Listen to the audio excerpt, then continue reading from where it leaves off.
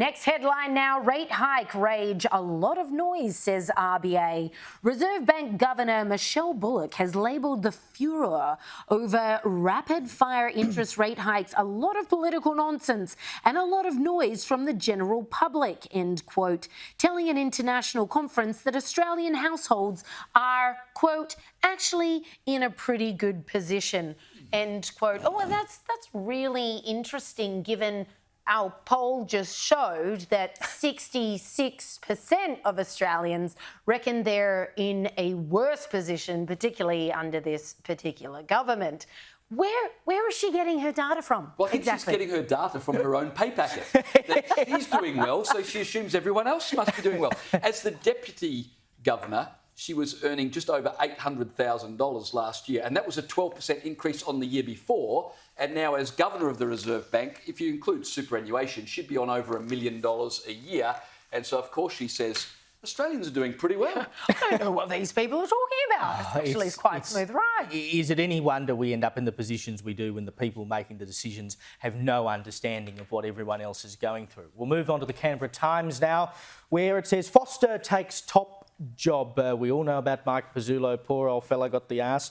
Stephanie Foster will take over as Secretary of the Department of Home Affairs, and what a job to walk into at this particular point in time, it should be noted, succeeding Mike Pizzulo, whose near decade-long stint in the job ended abruptly on Monday. Now, you might think, oh, it's a very Canberra sort of story, but this woman is a former spy who gets around in a red convertible Porsche, as you can just see. I mean, let's get that back up on the screen there. She gets around in this red convertible Porsche, but if you look very closely at it, and you might have to move yourself closer to the television, it's all scratched up down the side.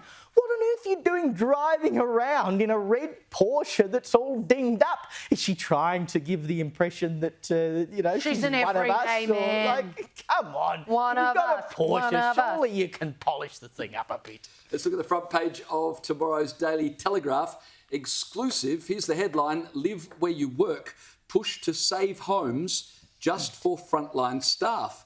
Unions and developers have joined forces to push for urgent reforms that would give the likes of nurses and AMBOs a fighting chance of being able to live in Sydney. Now, you'll have to get the paper tomorrow to find out how this is going to work. Yeah. But I can't imagine how they do a situation where if you're a nurse or an ambulance driver, you get first dibs at, a rental accommodation or something? Are they going to subsidise the rent? Because if they're talking about Sydney CBD or just inner city suburbs, that's a lot of money. In fact, I do wonder how someone on a nurse's wage, the average nurse's wage, would be able to afford to live there. Well, they're saying where you work, so I suppose it would depend. I mean, if you lived in Wangaratta, and Wangaratta's not in New South Wales, but let's say you live in Parks, and that's where you're a nurse. Well, then they're going to find you a house in Parks as well. I mean, it's a big government system to set up, I reckon. And quickly before we go to a break, on the front of the Gold Coast Bulletin tomorrow, they got a photo of this bloke, Post Malone. He's a rapper.